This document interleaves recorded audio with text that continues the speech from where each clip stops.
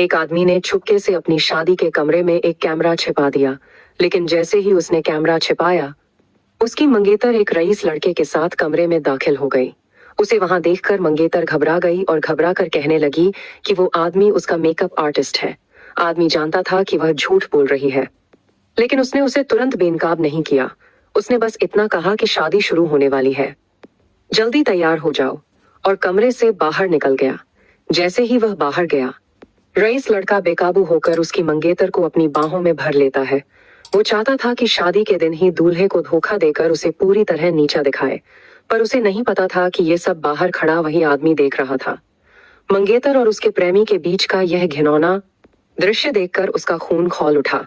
वह समझ नहीं पा रहा था कि जिस लड़की को वह सालों से चाहता था, वही शादी के दिन ऐसा घटिया काम कैसे कर सकती है।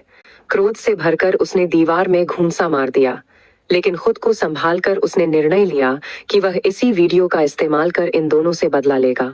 शादी का समय आ गया। दुल्हन मुस्कुराते हुए मंच की ओर बढ़ रही थी। मेहमान तालियां बजा रहे थे और उसके माता पिता भी खुश थे। पर तभी मंच पर खड़ा दूल्हा बोला, किसने कहा कि मैं इसका पति बनने वाला हूँ। पूरे हॉल में खलबली मच गई। दुल्हन घबरा गई और गुस्से में उससे पूछने लगी कि वह ऐसा कैसे कर सकता है। उसके पिता भी चिल्लाए और उसे एक गंवार, घटिया इंसान कहकर जलील किया। दूल्हे की मां ने हाथ जोड़कर माफी मांगी, पर लड़की के परिवार ने कहा कि अगर लड़का शादी नहीं करना चाहता तो उसे 3 बार घुटनों के बल झुककर माफी मांगनी होगी। पर अब लड़का शांत नहीं था। वह बोला, एक मामूली से वो परिवार से मैं नहीं डरता।